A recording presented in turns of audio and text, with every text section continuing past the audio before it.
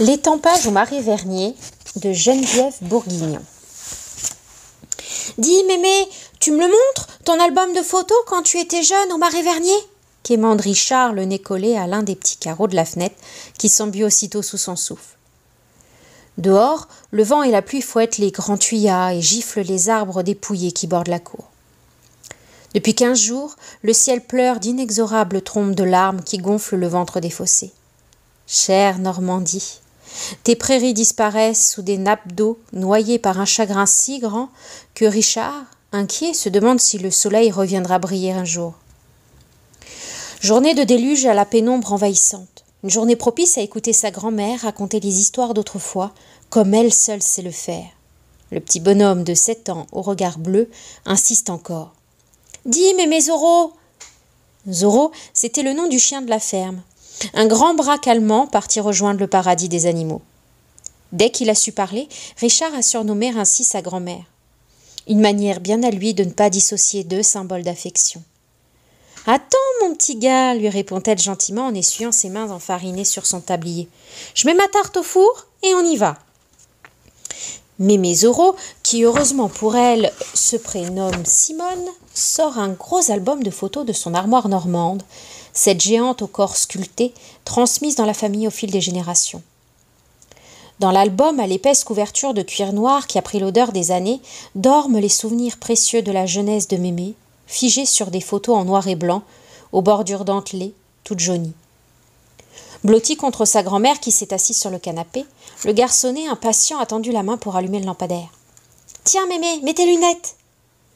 Le sourire au coin des lèvres et l'œil complice, Mémé Zorro pose ses lunettes sur son nez, tandis que les petits doigts de Richard courent déjà sur les photographies et les questions fusent de sa bouche. « C'est qui ce monsieur? Qu'est-ce qu'il a fait à cette vache ?»« Ah, ça, c'était un jour d'étampage, le 1er mai au Marais Vernier. J'étais encore une toute jeune fille. » Par la magie des mots, la clarté des détails, Mémé, tout émue de remuer ses vieux souvenirs, va transporter son petit-fils quelques décennies en arrière. Peu à peu, au cours de l'histoire, les personnages, les bruits et les odeurs du terroir vont reprendre vie et se réveiller comme après un très, très long sommeil. En ce 1er mai des années 50, le bourg est en pleine effervescence. Ce n'est pas à cause de la fête du muguet que les villageois s'agitent ainsi. Simplement, aujourd'hui, une tradition unique en France, au parfum bien différent de celui des clochettes blanches, va être célébrée. L'étampage ou marquage des animaux du Marais Vernier.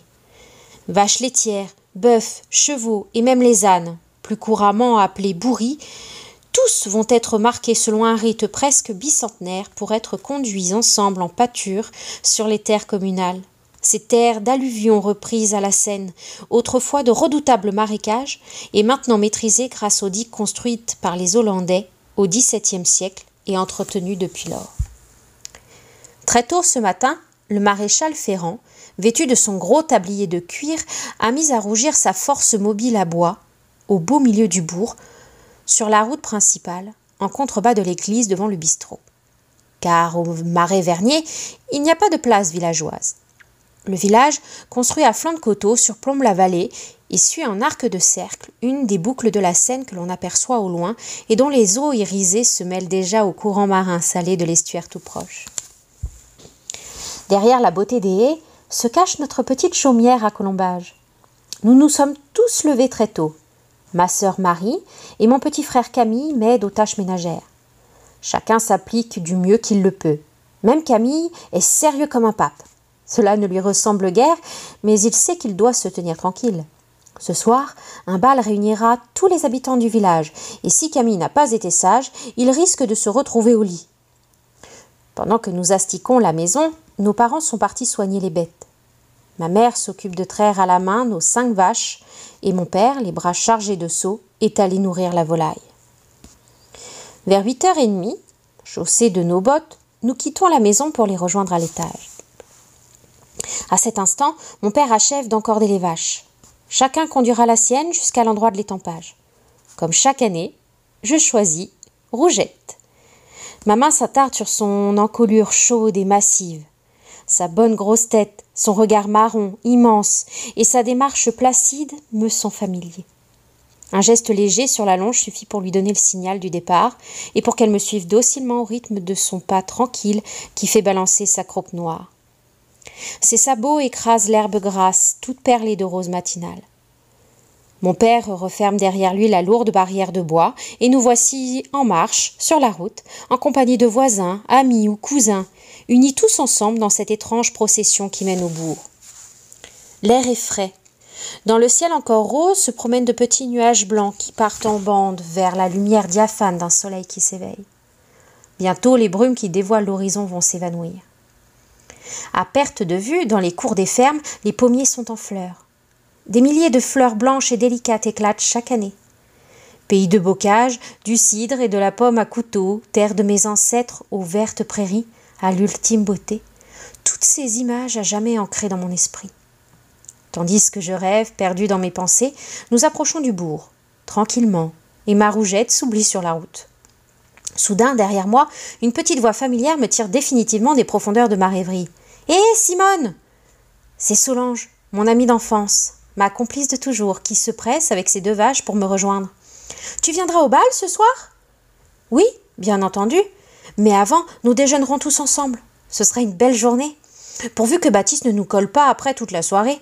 Ce serait dommage de lui accorder toutes nos danses. » Nos rires sont interrompus par la bousculade et par mon père qui nous crie « Rangez-vous, il faut prendre la file !»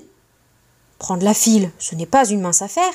Il va falloir se frayer un passage entre la foule des badauds indisciplinés et les habitants du village qui s'arrêtent au beau milieu de la route avec leurs vaches et qui bloquent tout pour discuter. Il y a beaucoup de monde à présent. Le bétail arrive par vagues de dizaines de bêtes, se mêlant à la foule des curieux venus très nombreux. Dans sa blouse bleu marine et son mouchoir à carreaux rouges, revêtu pour la circonstance, le garde champêtre s'énerve.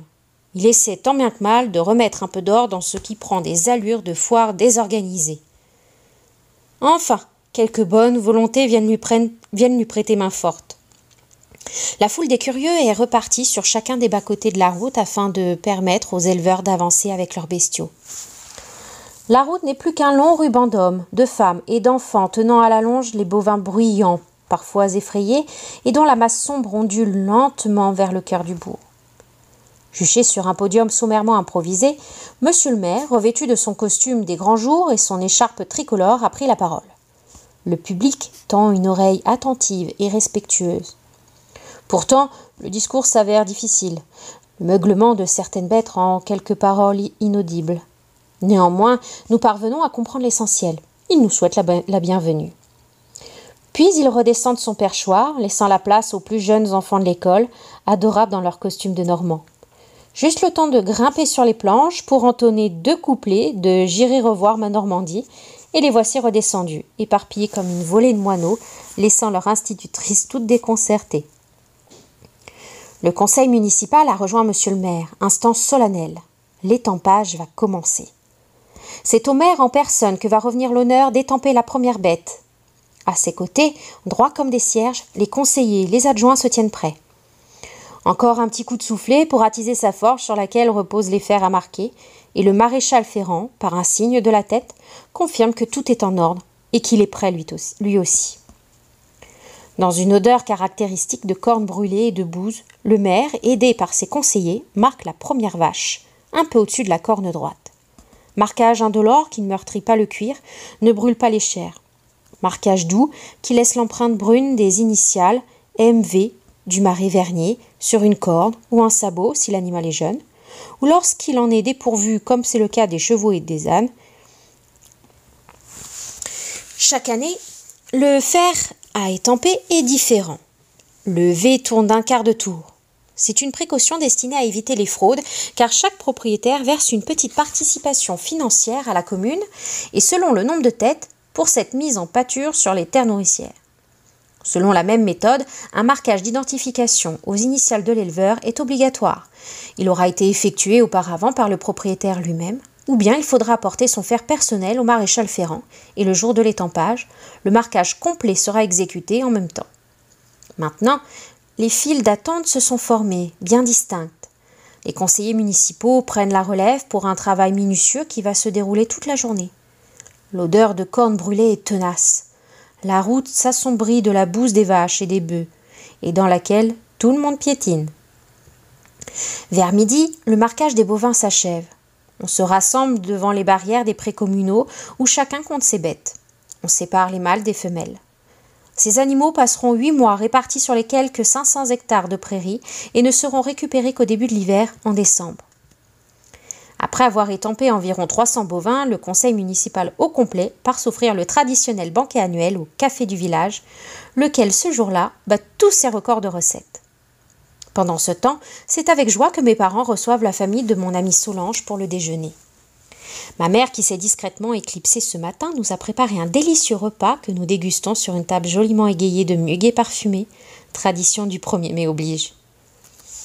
Vers 14 heures, les villageois, les conseillers qui sortent du restaurant se retrouvent en petits groupes près de la forge. Certains ont le visage écarlate, la démarche titubante, le cœur gai. Quelques acceptables qui ne passent pas inaperçus. Cet après-midi est consacré au marquage des chevaux et des ânes. Voici Baptiste qui passe devant nous avec la jument de son père, une percheronne solide comme un roc, dont les fers claquent pourtant sur la route d'une manière élégante. Douce et imperturbable, elle se laisse étamper sur le sabot de l'antérieur droit.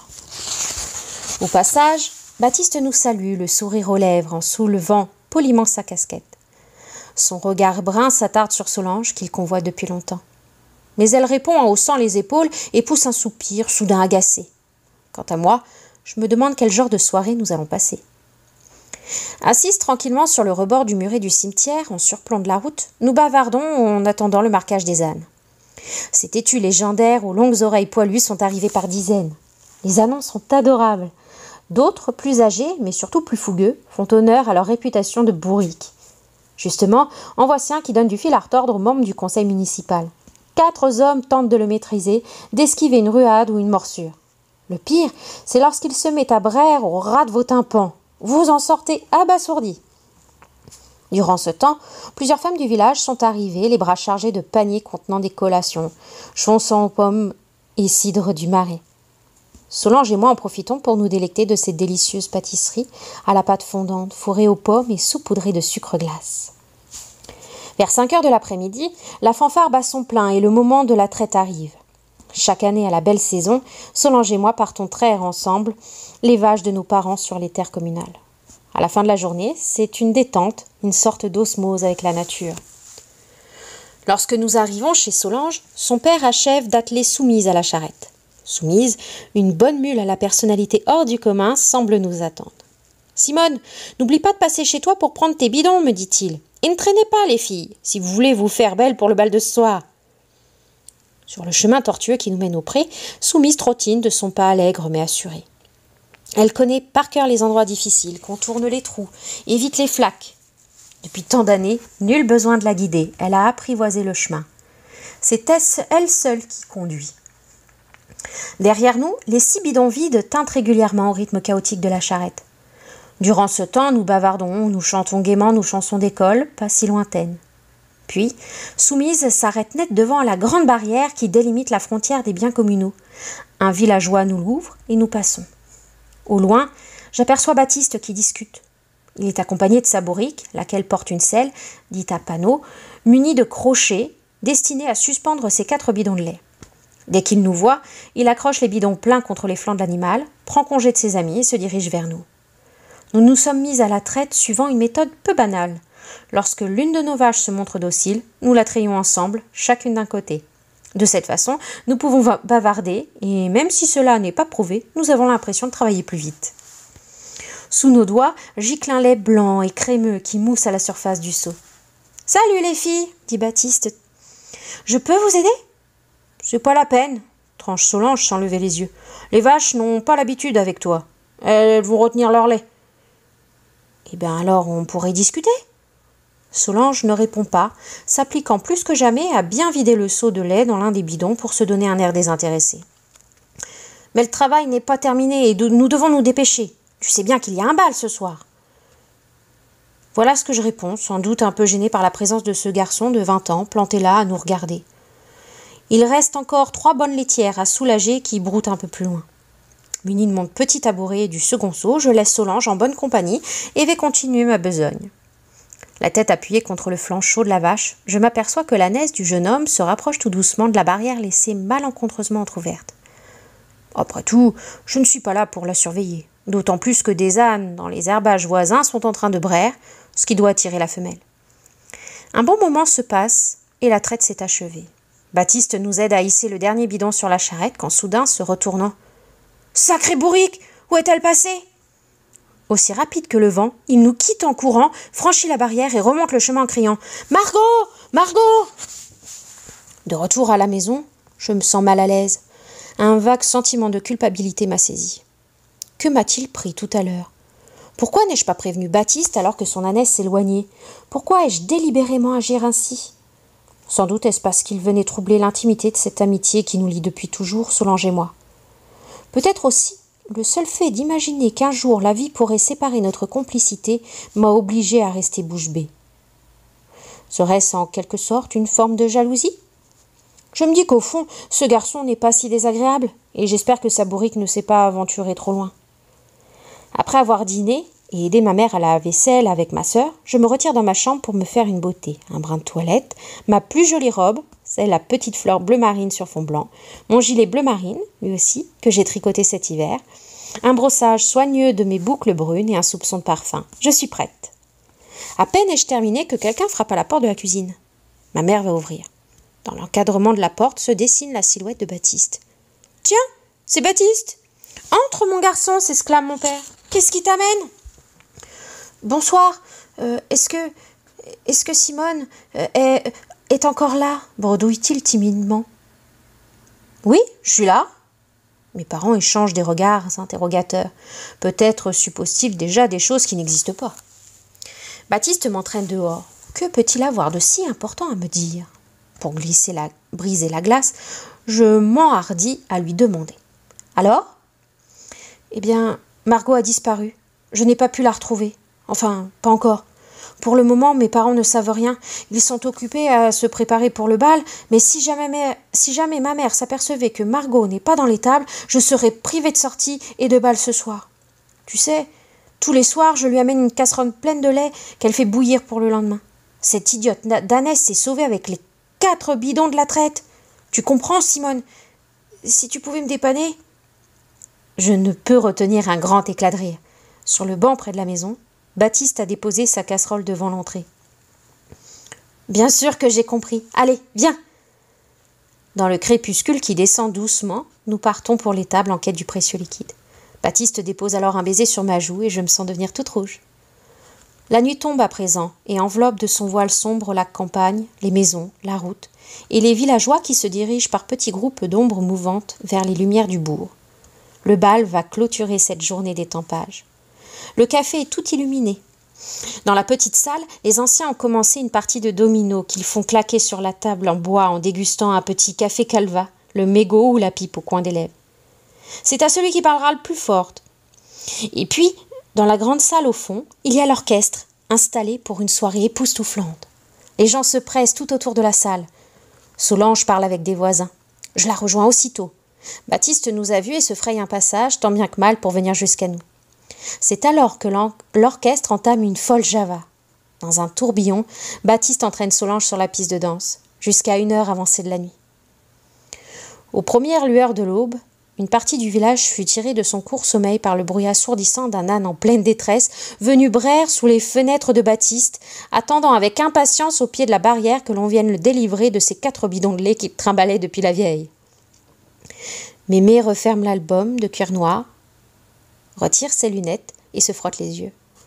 Richard lui demande en souriant. « Dis, Mémé, est-ce que Solange s'est mariée avec Baptiste ?»« Non, mon petit bonhomme. Elle ne s'est même pas mariée du tout. »« Ah bon? Pourtant il l'aimait bien, insiste le garçonnet. »« Pour sûr qu'il l'aimait bien. Mais c'était une fille indépendante. Elle a préféré vivre seule. Et moi, je ne savais pas qu'un jour j'aurais la chance d'avoir un si gentil petit-fils qui m'appellerait Mémé Zoro. » Richard éclate de rire et prenant sa grand-mère tendrement par le cou. « Tu m'emmèneras voir l'étampage cette année au 1er mai, dis Mémé. Elle était belle ton histoire, tu sais. » Une délicieuse odeur de pommes et de vanille s'est répandue dans la maison. « La tarte est cuite, Richard. Dans quelques minutes, je t'en donnerai une grosse part toute tiède. »